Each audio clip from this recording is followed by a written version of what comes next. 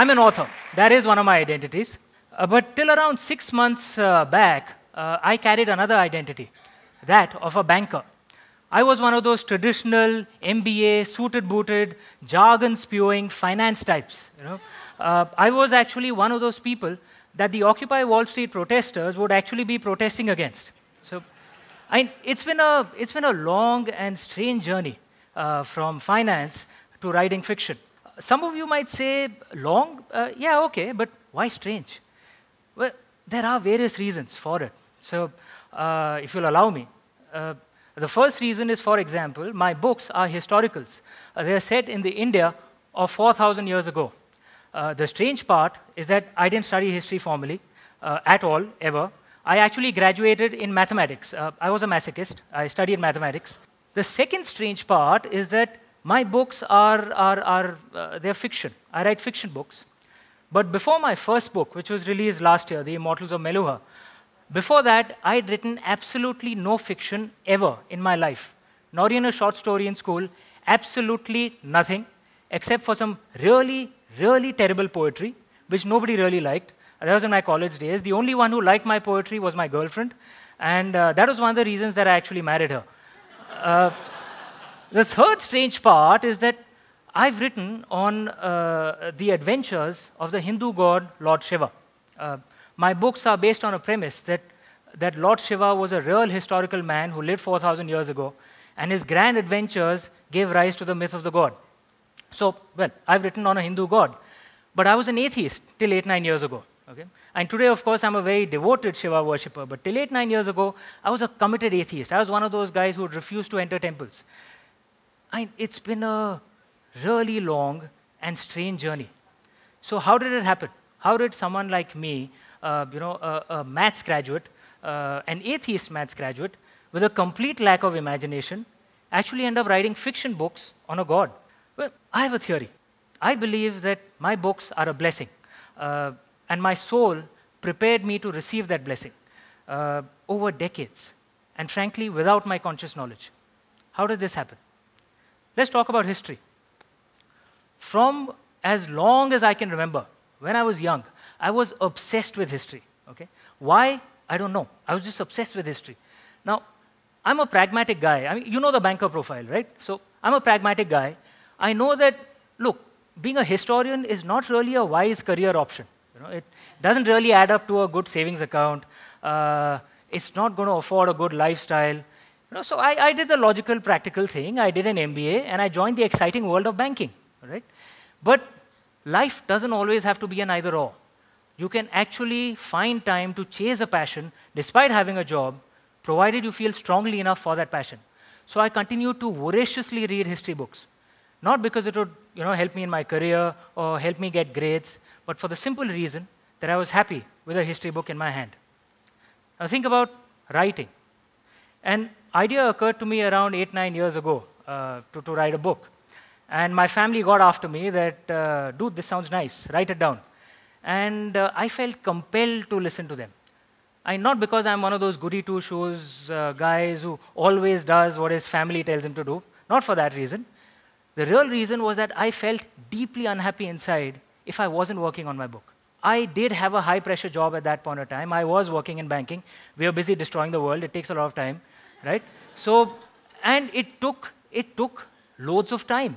Right? I simply didn't have the time to write a book. So being pragmatic, I did the logical thing. I stopped every time-wasting activity that I used to do. I restricted my life to only 3 things: my job, my family, and writing my books.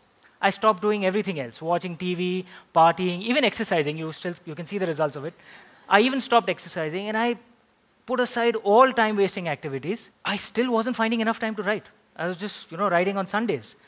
And my wife, she got a good insight that she said, look, you're wasting 2-3 hours every day on your office commute. You're driving to office and back. Mumbai has a lot of traffic, right? So she said, hire a driver. And that was probably, and this was 6 years ago, drivers were cheaper then, that was probably one of the best 5,000 rupees per month that I ever invested, right? So I started writing the book on the backseat of my car. And it took me a good 4 or 5 years, and the book just emerged. Whenever I tried to control the story, the book would slow down. whenever I surrendered and just let my soul take over, the book would start flowing in a flood. It was almost like if I approached the book with the humility of a witness, the book would come. If I ever approached it with the arrogance of a creator, it would stop. And the book was written. Right? Now, I've been told there are actually some authors out here, so it might appear to the non-authors that if the book has been written, the journey is over. But actually, not by a long shot. Okay, you still have to get it published. Okay, which is an entire story by itself. Now, so I went around to some Indian publishers, and I was told that apparently Indian publishing is the most fractious place in the world. Okay, if you put 11 publishers in one room, you'll probably get 12 opinions. Right? But on my book, there was rare unanimity. Every single person that my book was sent to rejected it. Okay? I actually stopped counting after 20. Right? I said, look, this is not going anywhere. A few of them were kind enough to talk to me about it, why they're rejecting my book. So one of them told me that, dude, it looks like you actually want to alienate every single reader segment. I said, okay, how? He said, look, you're writing on religious philosophies, which the youth aren't really interested in, apparently. You've got your own take on religion. You're taking some liberties with the conventional view of religion, which means that the older religious people will not like it. And you're insisting on writing in modern, easy English, which means that the literati will not like it. So who in God's name are you planning to sell to? I said, look, I mean, I didn't do a market research and write the book. I just wrote the book. You know? So, but net, it was rejected by everyone. So my wife, this lovely, supportive woman, I think she was just so stunned that a creatively challenged person like me had actually written a book that she really wanted to support it in every way possible. So she told me that we're going to cut back on some expenses if need be, but we are going to publish the book by ourselves. Okay? Even if it means that we're going to print the book and distribute it free of cost to our families and to our family and our friends, we're going to do it. I said, okay, great, man, thanks. But to my surprise, actually, my agent, my long-suffering agent who had been sending the book to every publisher and having the door slammed on his face, he actually told me, look, I believe in your book, so I want to invest in the printing. And he asked me, would you invest in marketing? I said, yeah, sure, man. Okay? And so through this providential partnership, my book was launched in March of last year, my first book, The Immortals of Melua. And I had absolutely no expectations. Much to my surprise, the book actually hit the bestseller charts in the first week of its launch. So what's the point of my speech? What am I trying to get across? Is it that if you follow your soul's advice, you will certainly find success? Actually, that point has been made by many people. People far wiser than me, in language far more beautiful than my own. My point is entirely different. My point is that if you listen to your soul's advice and you discover your life's purpose, success or failure actually ceases to matter. Right? And that is the wonderful place that I got into. If you think about my career in banking, if someone had told me that, look, you'll have to give up all your trappings of success, okay? No glass-walled cabin, no bonuses, no salaries, no personal assistant, no senior management rank. If I didn't have any of this, would I actually be unhappy in my banking career? The honest answer is yes, I would be. Success was a prerequisite for me to like my banking career. There were times in my career in banking where I didn't get the promotion that I thought I deserved. I thought that the bonus that I got was less than what I should have got. And at those times, it wasn't just my motivation that fell, but even my personal happiness. But in my writing career, the story is completely different. Right? If someone told me that your books would be super flops, that The Immortals of Melua and The Secret of the Nagas would not sell 375,000 copies, it would sell only 25 copies, would I still be happy? The honest answer is yes. Success or failure was irrelevant in my loving my writing career. Even when my book was being rejected by every publisher, left, right, and center, not for a moment did I think that I'd wasted my time in writing this book. Even when I was 100% sure that my book would never get commercially published, I'd already started writing my second book. I know for sure that if my books had flopped, I'd probably still be working in banking. The Occupy Wall Street protesters would probably still be protesting against me.